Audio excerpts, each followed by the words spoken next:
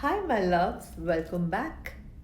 Today, before we begin, a gentle trigger warning. Today's episode talks about childhood experiences of inappropriate behavior and how they leave behind layers of guilt, shame, and silence, and that so many women carry into adulthood. If this feels too heavy for you today, please take care of yourself and come back when you feel ready. And as you listen, remember this: you are not alone, and it was never your fault. Okay, let's breathe in and breathe out. Hold the space together. So, I was in the seventh grade when this happened. We had a math tuition teacher who would come home every evening to teach. I would sit for class wearing my shorts, the way any young girl would in her own home. But slowly, his behavior began to change. The first day, he lightly touched the back of my thigh.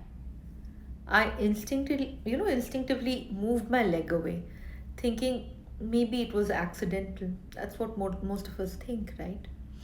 Then the second day, it happened again.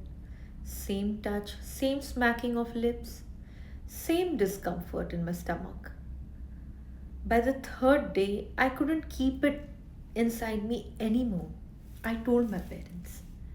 And here's the part that hurt me more than anything else. Instead of protecting me or asking the teacher to leave, my father scolded me. He told me to wear a salwar for class and sit down. I found it so odd, like in my own home, I'm asked to wear a salwar instead of my regular shorts.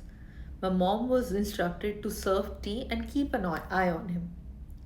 But nothing more was said to him directly. The next day, when I wore a salwar, the teacher smirked and he asked, "Why a salwar today?" And he laughed and he continued, touching my thigh, removing his hand when my mom entered the room, like, pretending nothing happened.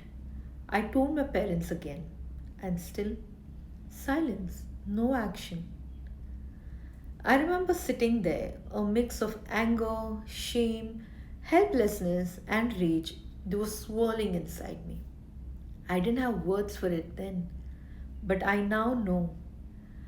I felt abandoned by the very people I trusted to keep me safe.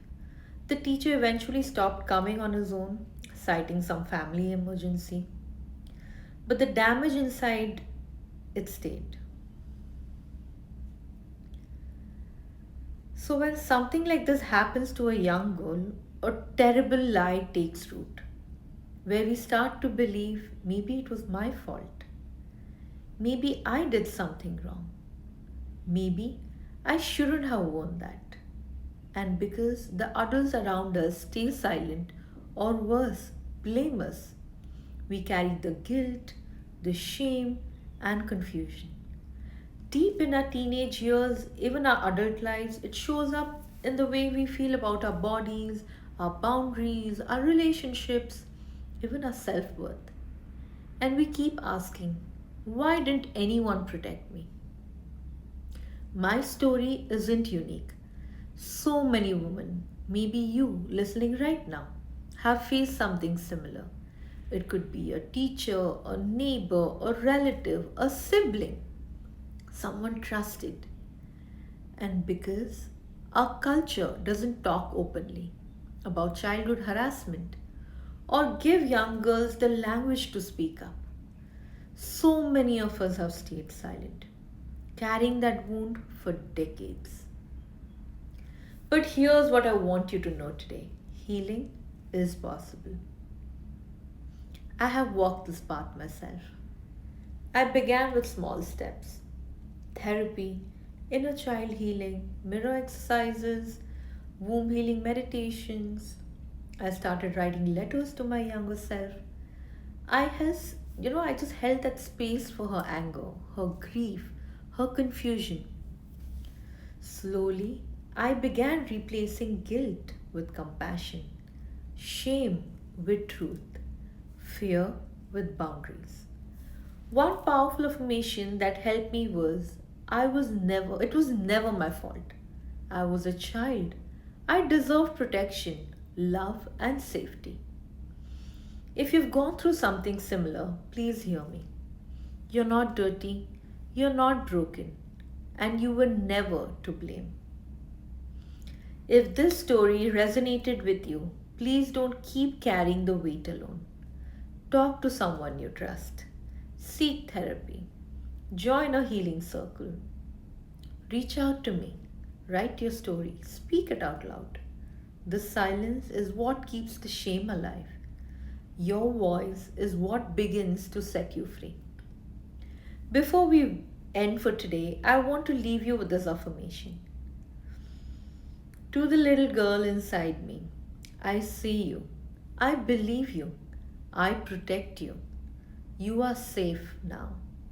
Take a deep breath in and out. Thank you. Thank you for listening with so much love. If this episode touched you, share it with someone who needs to hear it. And remember, healing isn't about forgetting the past, it's about reclaiming your power, your voice, and your peace. This is Dr. Suchi signing off. Until next time, bye bye.